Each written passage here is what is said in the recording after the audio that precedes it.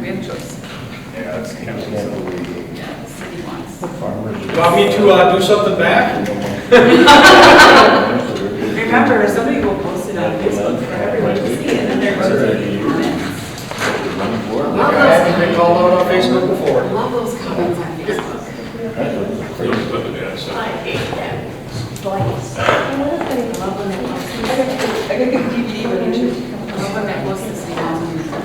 These two. Taxes go up higher. I really want to say something. That's what turning the taxes Yep, went up. it's best just. Or That's all. compared.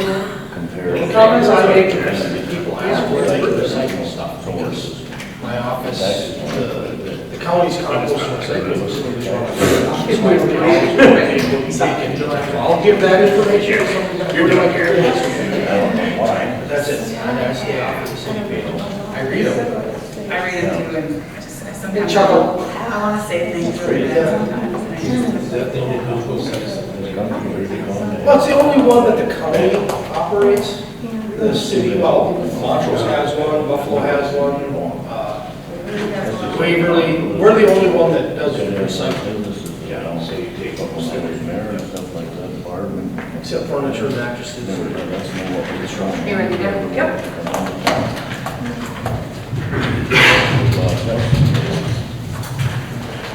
Okay, we'll call this planning and zoning meeting at 7 o'clock on Wednesday, June 19th to order. Roll call. Dwight Johnson, liaison officer.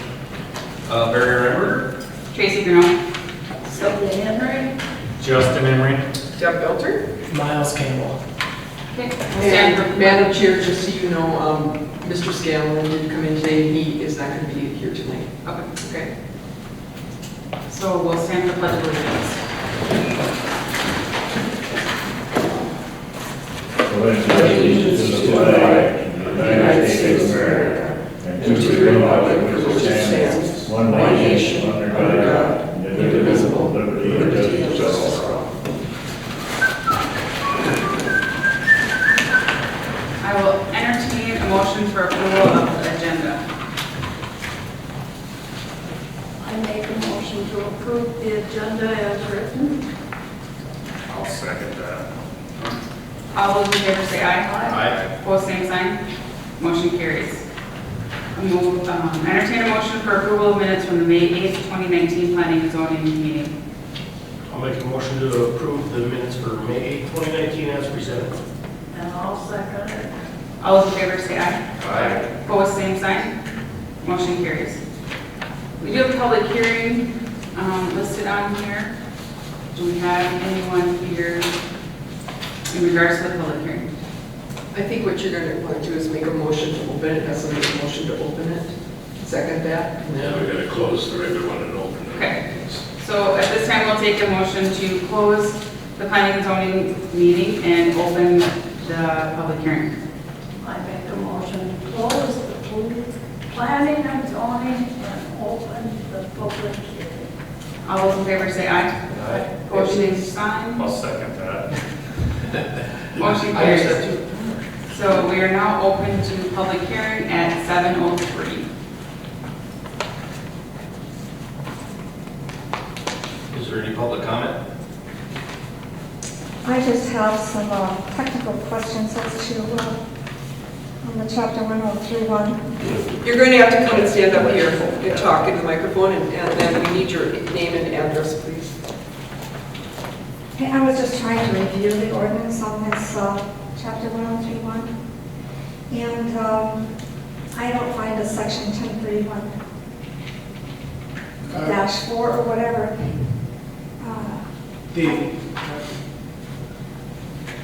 So I would just like an explanation as to how this numbering system goes.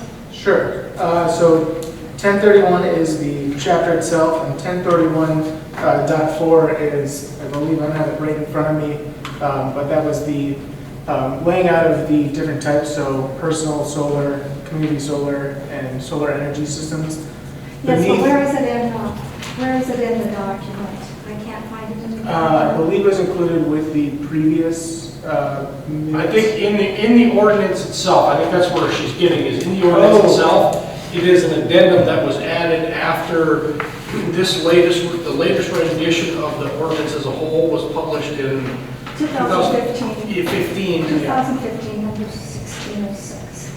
However, it still does not have an orderly explanation of what these items are. In what way do you mean?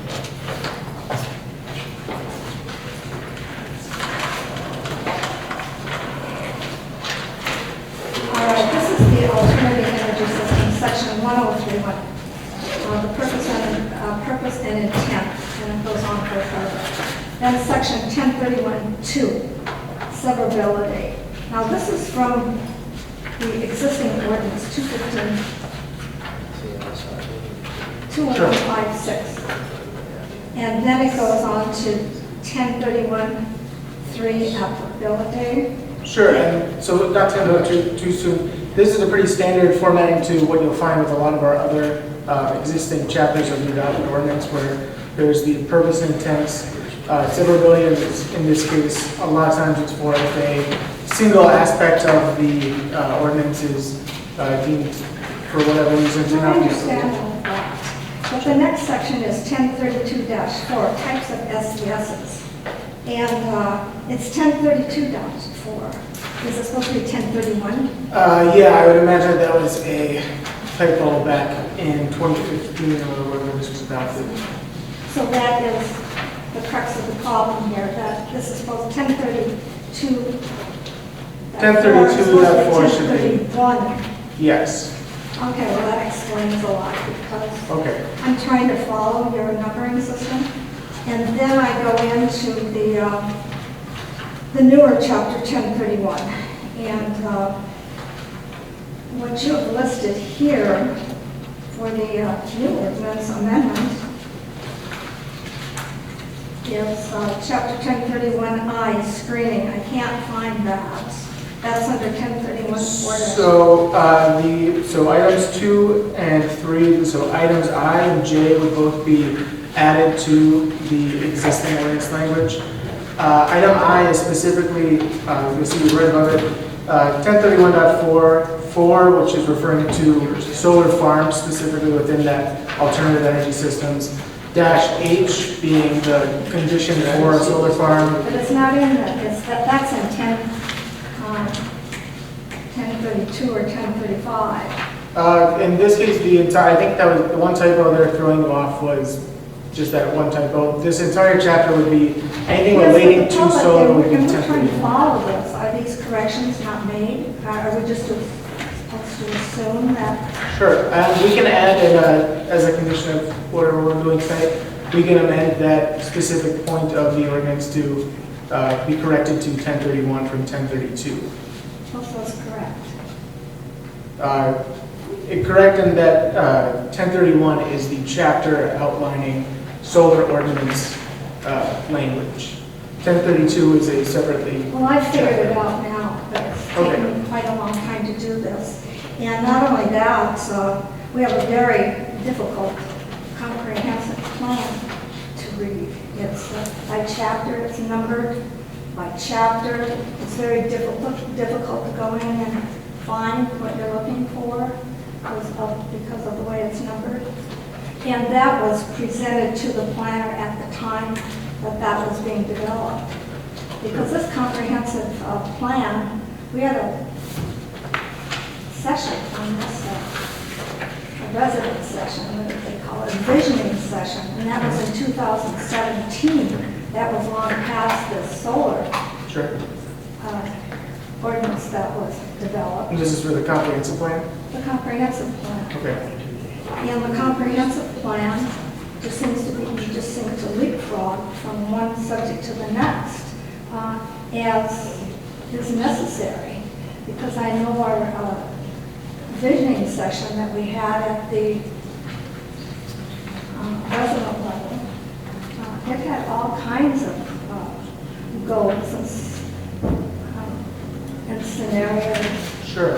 for residential, for commercial, for industrial, and for land use. And I don't see any of this, presented along with the solar. It just seems to be morphed into a solar comp plan. Sure, and that's a little bit outside the scope of this public hearing. This is specifically to do with the ordinance language existing on solar alternative systems or alternative solar energy systems. Well, I didn't check that the solar system seems to be, or the SES seems to be paramount. And they seem to bring that. Sure, and I had no hand in Comprehensive the plan, draft. nothing else. Sure. So, yeah, well, I just want to listen to what they have to say. Sure.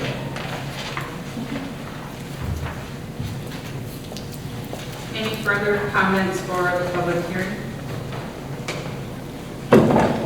Hearing none, I'll entertain a motion to close the public hearing at 7:10. I'll make a motion to close the public hearing. I'll second it.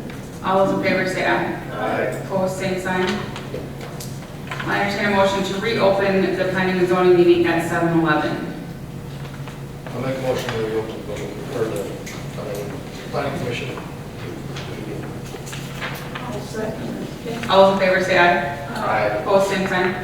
Motion carries. So we are back into the planning and zoning meeting.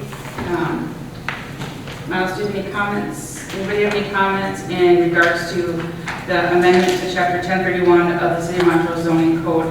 Consider amendments to chapter 1031, alternative energy systems regarding the location and regulations of commercial solar farms.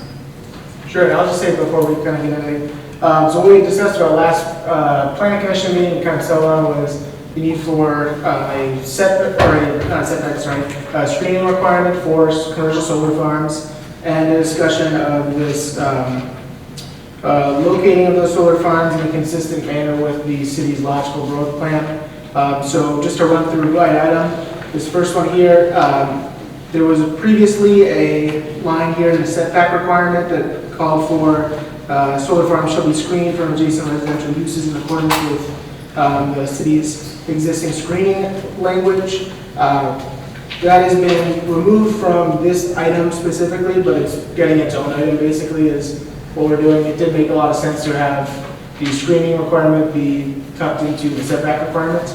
And that's the second item here. So now after this item H setbacks is item I screening, all solar farms shall be screened from adjacent residential uses in accordance with section 1020-5, required landscape screening. Landscaping should be consistent with the design standards and criteria established in 1020-4B. That's largely unchanged from what it was previously, the only difference being that it's specifically calling out the section that has landscape design standards and criteria.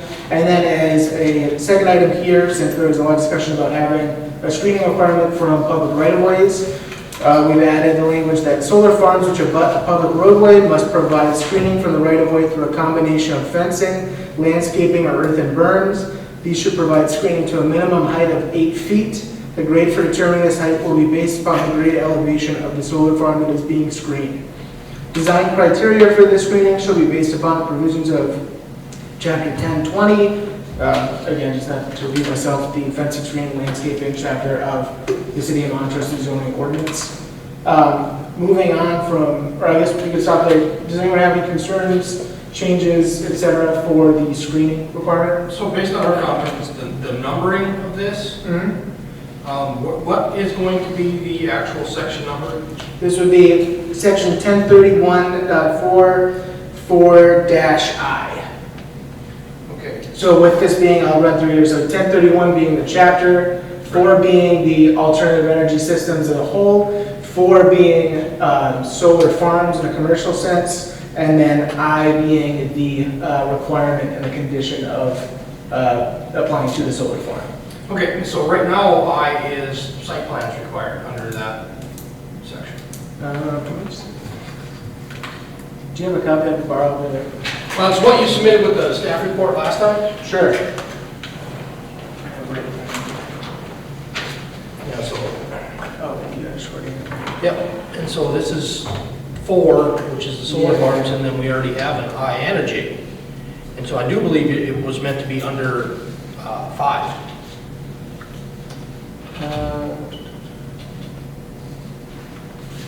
Because the way it's, I should grab the rest of it.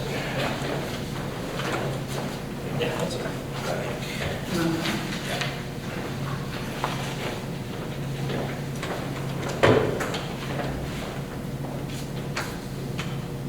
Actually, if you look at the numbering here, it says 1031.4, so are you creating a new one? No, Because here's 1031, Yeah. 1, 2, 3, then it goes to 1032, so you're gonna make that change, Yep. okay?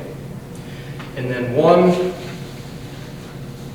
2, 3, and then 4, Yep. and then you have I and J are already there. Sure. So it wasn't meant to go here under 5 where it ends at H. Yes, actually, that's, I believe, true. I think I just, was it 18, 19? Yeah, all right, sorry about that.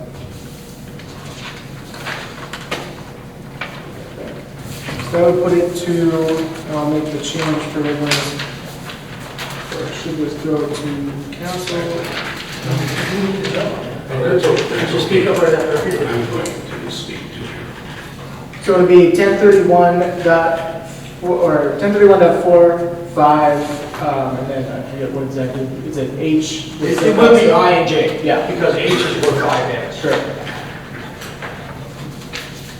Apologies on that. Good catch, Barry. Other than. I just assumed the right, so I didn't catch it until she brought up the numbering, and then I Yeah. started looking at it. Other than the numbering, is there anything in terms of the content of the screening requirement that people would like to see changed or have issue with? I got a couple questions about speaking to you. First of all, we're going to give them a choice of berm or vegetation or fencing. How high is the berm going to be? Is it going to be 8, 9 feet high? So in case of all these, we have a minimum height of 8 feet required. That's the fence. And now, the one thing about the fence too, you don't mention in it, it's a decorative fence, which is in the old one. That's a decorative fence, and we don't have that in here. So these would still meet You the should, requirements. You should insist that it's a decorative fence, 8 feet high. Sure. And so the 8 feet, I just want to clarify, 8 feet would be the minimum that they would have to meet, whether it be through fencing, landscaping, berm, et cetera. There would not be I've seen it before, of a 4 to 10 feet, stuff like that. In this case, 8 would be the flat amount that would have to be covered. Minimum. Yeah. Well, Could go above. the fence will be 8 feet, but the trees or vegetation will be a minimum of 10 feet. No, it's all minimum of 8. Minimum weight. Minimum 8 across the board. But that ain't gonna cover the solar panels. They're about 7, 8 feet off the ground. Sure, and I mean, the problem will be that there's literally not a way to completely hide this away. The best we can do is basically to cover from the grade at the foot of the solar farm, which is what we're talking about here when I say the grade for determining the site will be based upon the grade elevation of the solar farm. That's trying to take into account the fact that roads are going to have different grade elevations along the length of this farm, most likely. We're probably not going to run into a completely flat roadway next to any of these. Yeah, And Lloyd, this is just a minimum. Right. It's up to the planning commission to evaluate it, and it doesn't say we can't set a 10-foot or a 12-foot. Right. Or if the tree It planting says is. 10 foot in here, but it didn't say minimum 10 foot. Well, what I'm That's what saying we're is this gives us some freedom. It does say minimum is this. We still reserve the right to require them to do more. Every If single the solar site- farm that comes through the door has to meet this minimum This amount. standard If it minimum, abuts a we public can road. require more. You know, the planning commission, city council, you know, Okay. through the hearing process, we could require more if the grade of the site dictates that more screening is necessary because of elevation changes and that kind of thing. So then, that should be included in there too, that we got that right. So, and we should have a diagram, I think you mentioned that, didn't you, Barry, when they come to the planning and zoning, we should have a diagram of what it's Well, gonna look like. That's part of the plan Plans. requirements, yeah. It's part of the plan Everybody requirements. has plans when they present it. Yeah, Which I believe that's covered in other, Right. it says in their site plan required. Right. yes, Under exactly. 103.1 or 1031.4.4I. And as a part of the chapter 1020 for the landscaping, anything that would have a landscaping or anything like that, what we need to have a review, there need to be a landscaping plan provided. That's true for residential development, and industrial development, or here with the solar farm.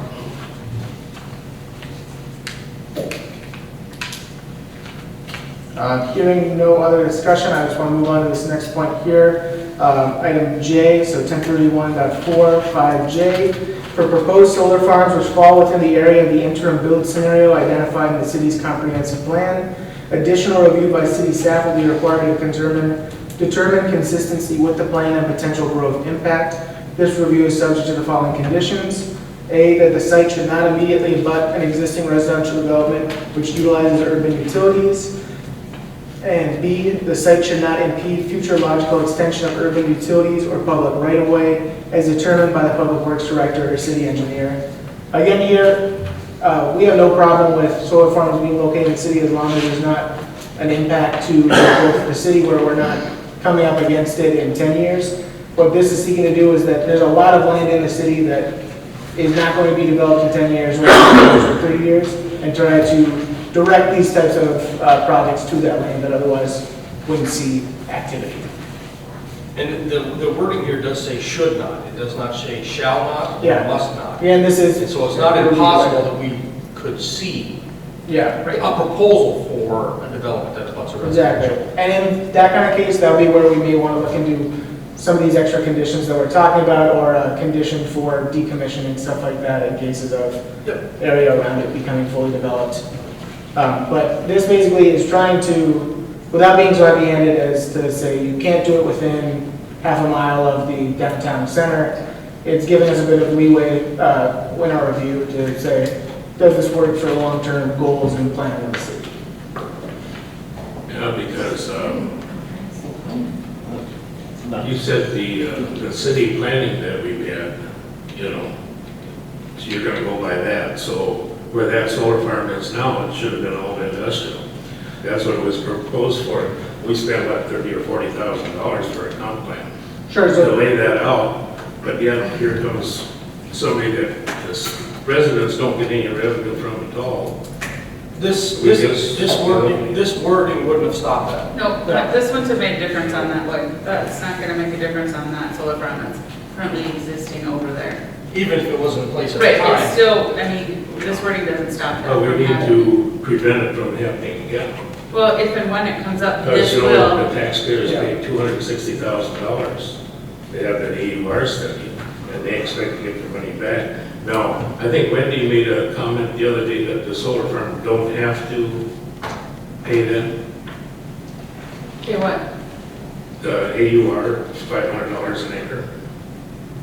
I'm not sure off the top of my head. I don't know that either. Usually a common thing that's discussed is the fact that a solar farm doesn't use any types of public utilities or anything subsurface, so there's not a extension of utilities is really the bigger concern that we have with if a solar farm is located in an area that we see as being either maybe a future roadway for development or a future extension of our existing sewer system.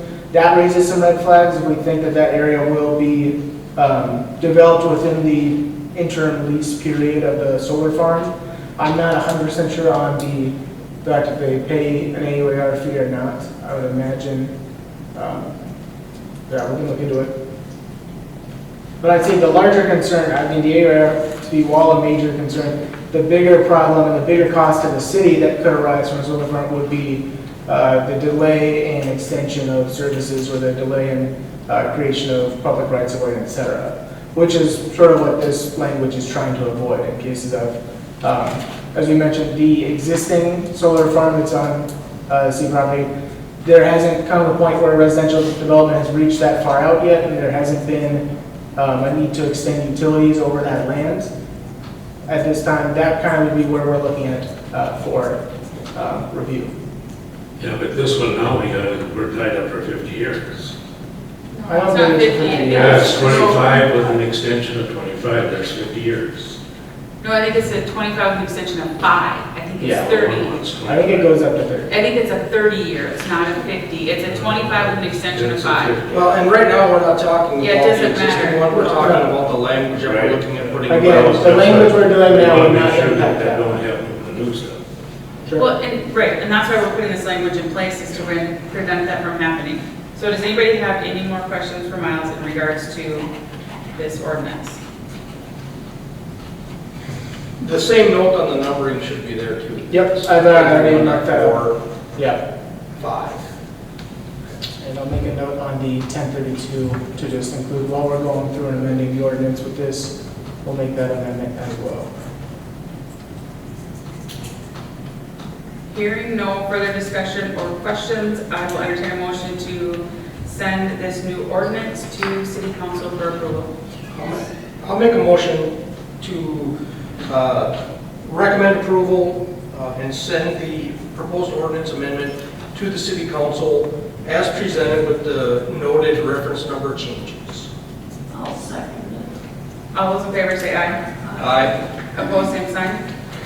Motion carries. This ordinance, chapter 1031, will go to City Council for approval.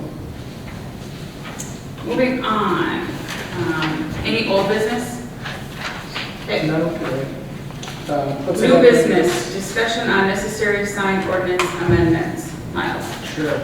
So, Devin asked me at the end of last presentation to take a look at the Highway 12 Steering Committee and asked the city to look at its sign ordinance. Just in the case of this was mostly the prevalence of sandwich board and portable signs and stuff like that along the highway.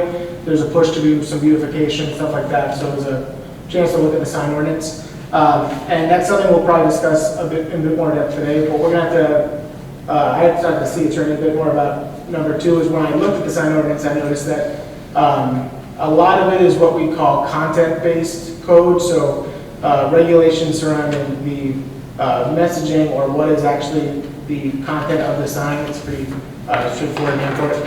And what's happened recently in 2015, there was a Supreme Court case, Reed versus Town of Gilbert, and there's basically been over time, the rules become more strict of what can be content-based code and is a valid example of that and what is an infringement on a person's freedom of speech. So there's a few areas of the current code that I would say would just at a glance look like they could be in questionable areas. I gave an example of, so in the city, we have a section prohibiting certain types of signs, which is not uncommon, and it's totally within our rights to prohibit signs for one reason or another, but one of the reasons given was advertising signs, with the exception of a real estate development sign advertising lots or property for sale off premise. So this is a case of making an exemption to the prohibition purely based on the fact that it is a real estate person selling lots on a different property somewhere else, doesn't have to be in the city or otherwise. But what this means is that a person who may be at a restaurant and wanted to put up a off-premise advertising sign could not do so under our language, and that's where we create this content-based regulation that's infringing on one business owner over another unequally. What we basically need to do is any case of content-based code, it's not that we can't have any of it, there's stuff like directional signs and stuff like that, where a directional sign, the content is, the directions it's giving and stuff like that. But there needs to be shown that there is a valid governmental reason for why we're regulating it in such a way. And I think that definitely applies, and we can change some of the language on some of our existing ordinance to bring it closer to that kind of definition of holding up to what they call strict scrutiny. There's other stuff that we'll probably have to look at and either take out entirely or do more drastic revisions. I provided a couple of examples, so the 2 examples that I included, and I'll get you a page number in a second, are the cities of St. Francis in Anoka County and St. Paul Park over in Washington County. These are 2 of NAC's other client communities, and these were undertaken, I think, slightly before Reed, so don't take these as full gospel of this is good to go after that 2015 case. There's probably still some stuff in here that would be now right on the line of what we could include or not. But it'll give you a bit of an idea of what can or cannot be allowed. So a good example is rather than saying a political sign or a nonprofit sign, you would say like non-commercial speech, drawing a difference between commercial and non-commercial, advertising, non-advertising. Again, the hope here isn't that we're just going to say you can't have this, you can't have that. wholesale prohibitions of a lot of stuff, but just getting it to the point where the city is less at risk of any kind of legal brouhaha, basically. I do have a couple questions. Like, Sure. it says that they have to have a temporary or seasonal permit under a 15-day license. Oh, Does for the city- sandwich board stuff? Yeah, does the city issue those? Yeah, we do it, it's basically the same as for a, if someone wanted to do like a farm stand or something like that, we have temporary structure permits, we also have these temporary sign or portable sign permits. I think the question is, do we actually do it? And not that I'm aware of. Yeah, that's what I was wondering. Because I know that there's always a sign up at, somebody will rent a sign and put it on the corner of Red's there. And I was just wondering, is that a permit issued to them or is that Red's property? It's not Red's anymore, but is it Red's property so he can say, you can have it on my property, or is that city regulated? Well, there is regulations to the amount of signs you can have on a property already, and specifically with stuff like, so portable signs in general are tricky because of, for kind of the idea I mentioned, a tornado or like a high wind comes through and then you have like a non-attached sign and it goes through your neighbor's window. That's something we just don't want to run into. So usually portable signs, temporary signs, stuff like that, all have a limit on how long they can be out. And the way that we control that is through permitting them. The fact that people aren't getting permits for signs is probably a deeper existential question of the city that we have to address. And part of that can be handled in how we write the sign ordinance to handle permitting and signs that wouldn't require a permit, signs that would require the temporary permit, and signs that. Even if it's on personal property. So if he Yeah. owns that property, so they still have to get a permit to put that temporary sign Yeah. on. Okay, And that's what my And question is. there's going to be other rules that come into effect off-premise signs. Yeah. If you're not advertising the business on the property, Right. there's another set of Well, and restrictions. that's And what- most of those are too large. They Oh, don't- yeah. they don't stand. The off-premise And stuff usually is if really he's low. advertising his stuff on that sign, it's usually advertising, you know, Pancake breakfast or or flowers Bravo that, strains. Yeah. or buffalo floral, or, you know, I mean, and not that it's a bad thing, but I'm just wondering, you know, do we Yeah. regulate that? Oh, we definitely should. I pulled out this, the off-premise advertising signs because this one was the first that completely jumped out at me. The fact that we're saying you cannot have off-premise advertising except for this one type of off-premise advertising. This is how, like, every single billboard company in the world is able to move into a community. It's basically you say that you allow for this one type of off-premise sign, a billboard is an off-premise sign.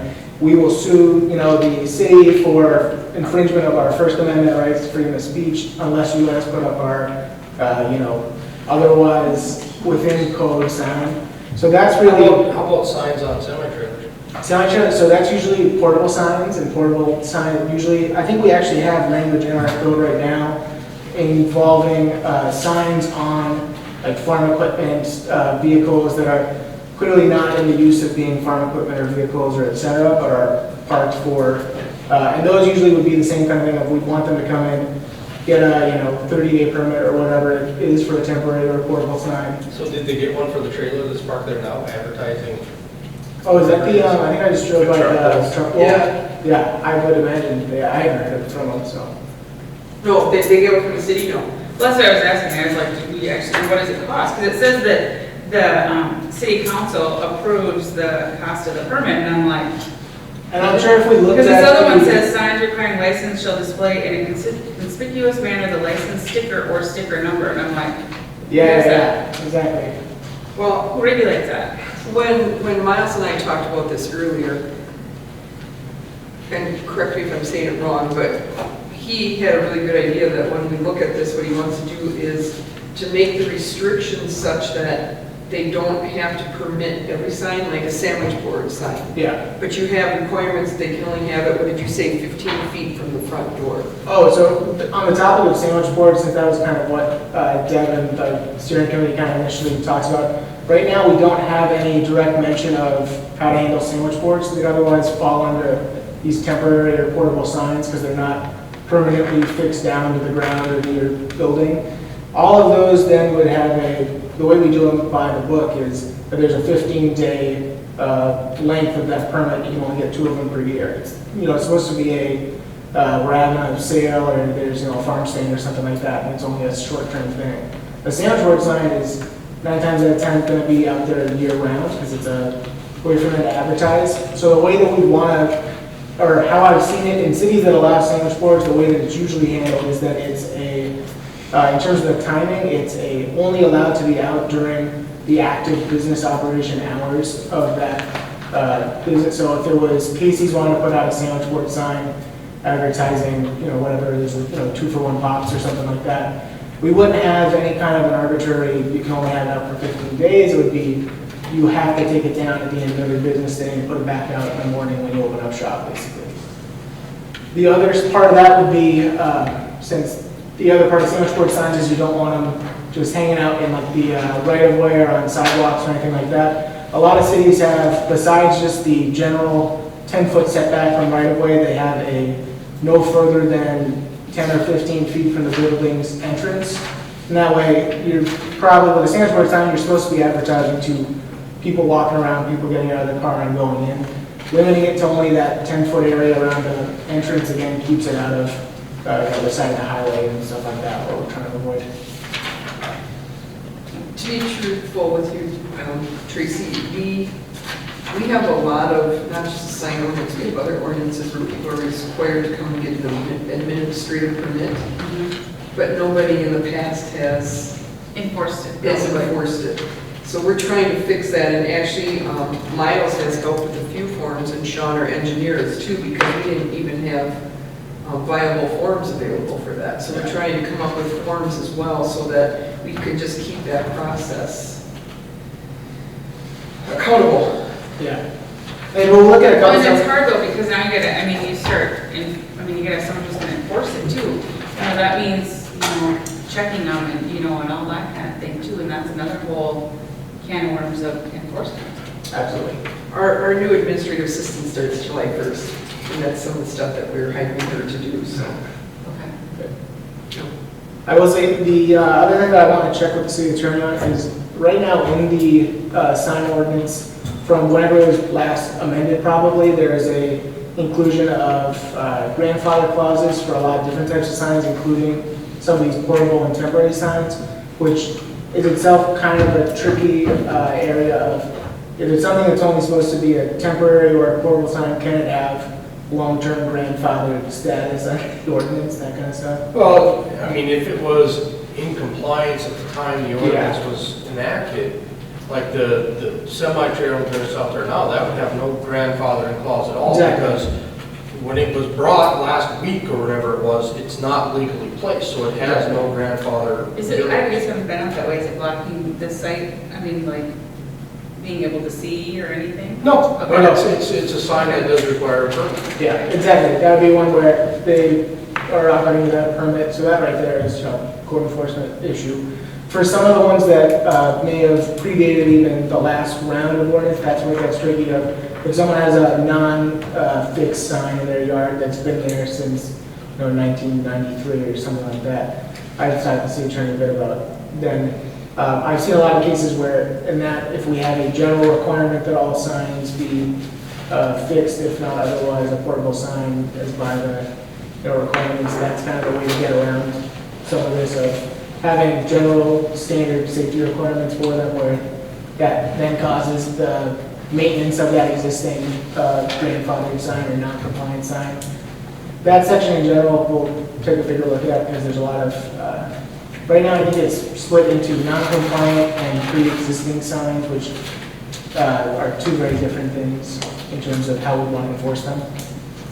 I can tell you that in the city of Winsted, because I did code enforcement in Winsted, we did, like if you had those signs that you just stick in the ground, we would go around Public Works or the police department and pull them out. And we would keep them at City Hall, and the people would say, "Where's my sign?" Well, we have them here, but you can't have them up like that. $5 Yeah. permit fee, you can have it back, kind of thing. Yeah. Technically, for any kind of temporary, like if you put up a sign advertising a garage sale down the street, like we have in our ordinance already garage and rummage sale signs, which might get taken out or brought into something more general, because now it's very much content-based and it's only garage sale signs. But those, even that would require someone coming in, it's What about campaign signs? I know that opened, So campaign signs have specific protections under the state statutes in terms of there's a period, I think it's like 75 days or something. Yeah, like 2 months before and then up to 10 days after is how you'd handle them. We'd probably draw a distinction between campaign signs and these kind of non-commercial speech signs, which are your more general, anything that isn't advertising, things like that. Yeah, and for that, a lot of places kind of do a flat, you can have one non-commercial speech sign of X square footage, as long as it meets the requirements of the rest of our general requirements for signs. Square foot size and distance. Yeah, exactly. And we're gonna take a look at some of those. I know part of that, like I think portable signs have like up to 32 square feet, and some of the other ones are either really oversized or not actually. I think some of like the house identification ones I were. believe that's covering both faces though, isn't it? I believe it is. I think they're both looped into the same, unless there's some sort of and we do have already like if you separate the signs in any way. Yeah. Get my protractor out.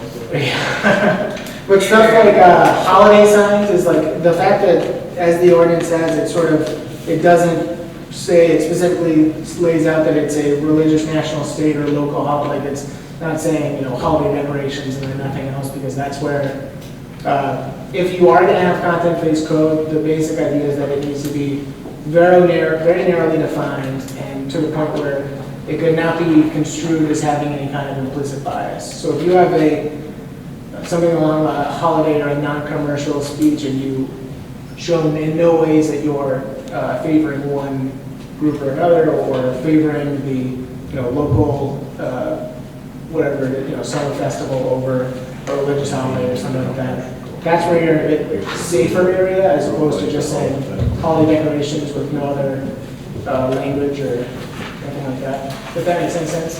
What we're generally going to try when I talk to the city attorney is bring it closer to being content neutral overall, where it's purely about the location, the size, the structure, the health, general welfare, and safety issues, and where there are cases where we need to have some amount of content regulation there, so a directional sign or something like that, where the whole point of it is that you have directions maybe on site or something like that, in defining those in such a way that it can't come back and bite the city in the butt. So I think tonight, we just wanted to give you an overview, because he does have to work with the city attorney. Yeah. And then we'll be bringing it back, and there's probably some work that's going to go into this. Yeah, I think we'll probably end up doing multiple rounds, just because I assume Amy and I are going to draft up kind of a first round of, similar to what you can see with some of the other towns examples of striking through here, amending here, then going back and, we don't like that, we do like this, is there a way to include X type of thing, that sort of stuff. And if you would like, Miles, if you're okay with it, we'll, in this process, just so you know, come up with an application or a permit or whatever. Yeah. So, Yeah, there's not already. I think that city council needs to come up with a fee attached to that permit, whether it be $5 or whatever. I know it's like, okay, so it's $5, I think that our administrative fee is $50. Oh, for a sign? Yeah. We might want to look into having a separate kind of temporary sign. Oh, okay. Yeah. There's a lot of places I know, like if you're just doing like a garage sale or something, it's, $5 or something. Right, It's not- so like it's a a- separate fee for, a sign that's only gonna be up for. We kind of want to make it so that people actually will come in, if they don't mind And get paying their $5, $10 to get it, and then they're doing it the right way, and then we know when it's supposed Garage to sale go. signs, if you require a fee at all. Yeah, exactly. Right. Usually it's, we just You're want to gonna get, get, you're gonna get such low compliance, there's just no point in having a fee for it. the big thing is we want to have them come in, let us know what days are going up, what days are coming down. Because then at that point, if the garage sale from a month and a half ago is still up on the light pole, that's where we can then actually do some of this code enforcement stuff. So It the may one, not even, may not even have a fee attached to it, it's just go in and say, I'm putting these up, this is what I'm doing. I think it's more of a permit fee for the bigger signs, like a home corner or whatever, that you want to attach a fee to that, those portable signs that are coming and going. we can So that you can enforce that and force them to take it down in 15 days or whatever we decide if that's what they want. Does that make sense? We should, wondering where building code kicks in and what size. Yeah, and there's a little bit of that, that's part of the reason why portable signs have as many regulations on them, because they frankly wouldn't be up to go in a lot of cases in terms of there's not a foundation, it's not a fix. We can look into that in terms of if there's anything for the overall size you can go up to, if there's a limit. I know we'll want to, I think there's already a provision, don't quote me on this, in terms of like fire, that kind of thing, of not blocking or breaking egress and stuff like that. There's language like that. Yeah. But, yeah, it's gonna be a bit of a process. We'll get something coming up with next time. City planner updates. Updates, so we have a couple people that they missed their deadline for site plan and stuff like that, Casey's building and the Shannon Brothers over on 12 there with the bed and breakfast and the site next door. They're both in the process right now. I talked to one of the Shannons and they're trying to get their engineer to get a grading plan together as quick as they can, basically by summer, and they're all busy at the engineering firms too. We're hoping that they'll be in for next planning commission for both of them. On the preserve, we got a concept plan, but it just wasn't, even that first one, the concept plan wasn't enough to have staff fully meet or anything. They wasn't running their shoreline regulations for their density and where they were locating the assisted living facility, so they went back there, currently having their designer go through and do a couple other layouts, see what could potentially work basically. Once we have an update from them and we've had a chance to meet the city staff, we'll have them come in for commission council basically to just get the green light from you guys. But until that point, we want something workable that we can move forward with, basically.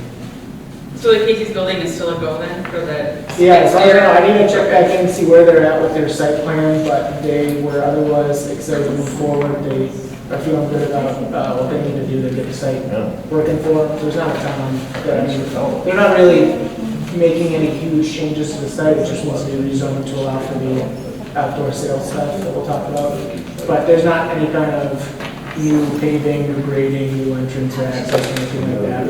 There's no real changes to the physical layout of the site, it's just kind of some stuff on our end. Otherwise, yeah, that's about it for me. Do you have any updates? I don't, we just have gotten a few different calls. Somebody called and wanted to talk about putting in a tobacco place between Meat Ales and Mexican restaurant in that empty space. And then other than that, I had a couple people talk to me about signs, and I forwarded those to him, so he's working on those. Their ears were burning. So yeah. Anybody else have any new business to come before this meeting? Next planning meeting is Wednesday, July 10th, 2019. It is a week early due to Deb's vacation. I will not be here at that meeting, so Barry will be chair as I will be on vacation that week. Hearing no further business, I will entertain a motion for adjournment. I make a motion to adjourn. The planning and zoning at 7:47. I'll second. All those in favor of adjourning the planning and zoning meeting at 7:47 p.m. on Wednesday, June 19th, say aye. Aye. Opposed, same sign. Motion carries, meeting adjourned. I heard 2 seconds, so you want me to give it to him? Pick a name. Okay. Pick a name. Doesn't matter. Thank you, everybody. You know what, Deb? I don't have the current ordinances. We were looking, and I have my ordinance book starts at 10:27. They're in the back, aren't they? Not? There's amendments out there, but not all. But you know what, we talked about that today because there was a problem when Maggie was there and Dale, that they didn't get that stuff. We don't even know where they are. Imagine that. So we don't even know what the ordinances are. I don't believe the website doesn't have maps for